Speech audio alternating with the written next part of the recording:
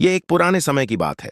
शहरपुर नाम के गांव में अकबर नाम का एक बादशाह अपनी बेटी और वजीर के साथ रहता था। उसके महल में एक ऐसा पेड़ था जिस पर रोजाना एक सोने का आम लगा करता था और यह आम बादशाह को बहुत खुशी देता था। एक दिन अचानक बादशाह की बेटी लापता हो गई। बादशाह परेशानी में मुब्तला हो गया और वजीर को बुलाया। उसने वजीर से कहा कि वह अपनी बेटी से बहुत प्यार करता है और चाहे कुछ भी हो वह उसे ढूंढ कर लाए। वजीर ने बताया कि उसने शहजादी को बहुत तलाश किया लेकिन कोई सुराग ना मिला। बादशाह ने अगले दिन गांव भर में ऐलान करवाने का हुक्म दिया कि जो भी शहजादी को ढूंढ कर लाएगा उसे सोने में तोला जाएगा। दूसरे दिन जब वजीर महल से निकलने लगा उसकी नजर पेड़ पर पड़ी, मगर उस पर उस दिन सोने का आम नहीं लगा था। वह फौरन बादशाह के पास आया और बताया कि पेड़ पर आज आम नहीं है। यह सुनकर बादशाह की परेशानी और बढ़ गई। उसी गांव में एक मीठा नाम का शख्स अपनी बीवी नसीबों के साथ रहता था। एक दिन नसीबों ने उसे सब्जी लाने बाजार भेजा ताकि वह जल्दी खाना बनाकर अपनी सहेली के घर जा सके। मीठा और नसीबों आपस में नोकझोंक करते रहे लेकिन आखिरकार मीठा सब्जी लेने चल दिया। इधर बीतू नाम का एक और लड़का अपनी बूढ़ी मां के साथ रहता था और सब्जी की रेहड़ी लगाता था। मीठा जब सब्जी लेने गया तो रास्ते में उसे भीड़ नजर आई। वह जिज्ञासा से वहां गया तो पता चला कि बादशाह की बेटी गुम हो गई है और जो उसे ढूंढ कर लाएगा बादशाह उसे सोने में तोल देगा। मीठा खुशी से यह खबर लेकर घर गया और अपनी बीवी को बताई। फिर वह बीतू के पास सब्जी लेने गया और उसे भी बादशाह के ऐलान के बारे में बताया। बीतू यह सुनकर सोच में पड़ गया कि क्यों ना वह भी शहजादी को तलाश करें ताकि बादशाह की मदद कर सके। मीठा और नसीबो दरबार में गए और बादशाह से कहा कि वे शहजादी को तलाश करेंगे। बादशाह ने उनसे कहा कि अगर वे इसमें कामयाब हो गए तो वह उन्हें सोने और जेवरात से मालामाल कर देगा। इतने में बीतू भी वहां पहुंच गया और उसने भी अपनी खिदमत पेश की।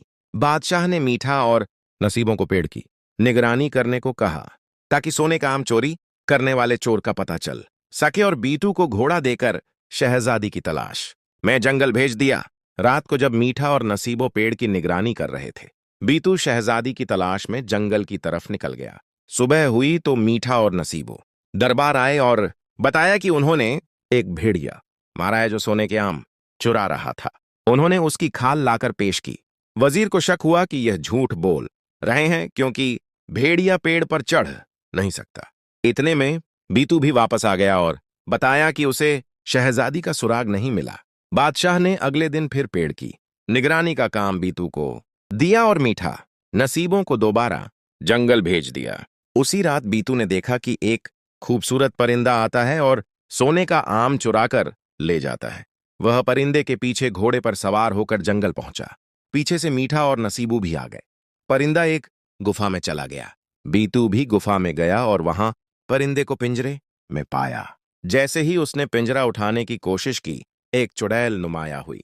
चुड़ैल ने बताया कि वह परिंदा दरअसल बादशाह की बेटी है जिसे उसने अपनी बकरी के बदले बदला लेने के लिए परिंदा बना दिया है क्योंकि उसे शक था कि बादशाह ने उसकी प्यारी बकरी को शिकार किया है। बीतू ने चुड़ैल को यकीन दिलाया कि बादशाह ने ऐसा नहीं किया होगा। चुड़ैल ने शर्त रखी कि अगर वह उसकी बकरी ढूंढ लाए तो वह शहजादी को रिहा कर देगी। मीठा और नसीबो यह सब छिपकर सुन रहे थे। उन्होंने सोचा कि वे कोई भी बकरी लाकर चुड़ैल को देंगे और कहेंगे कि यह बकरी तुम्हारी है। बस जुदाई के गम में इसका रंग उड़ गया है।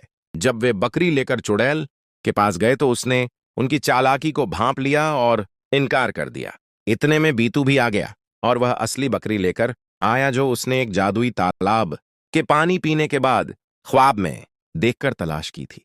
चुड़ैल ने बकरी देखकर मान लिया कि वही उसकी बकरी है। उसने माफी मांगी और शहजादी को उसकी असली हालत में वापस लाकर आजाद कर दिया। शहजादी ने बीतू का शुक्रिया अदा किया और कहा कि वह उसे अपने वालिद के पास ले जाए। बीतू शहजादी को दरबार में लाया। बादशाह बेटी को देखकर बहुत खुश हुआ और बीतू को खूब सराहा। बादशाह ने बीतू की ईमानदारी और बहादुरी देखकर अपनी बेटी की शादी उससे कर दी। दूसरी तरफ चुड़ैल इतनी गुस्से में आई कि उसने मीठा और नसीबों को जादू से बकरी बना दिया।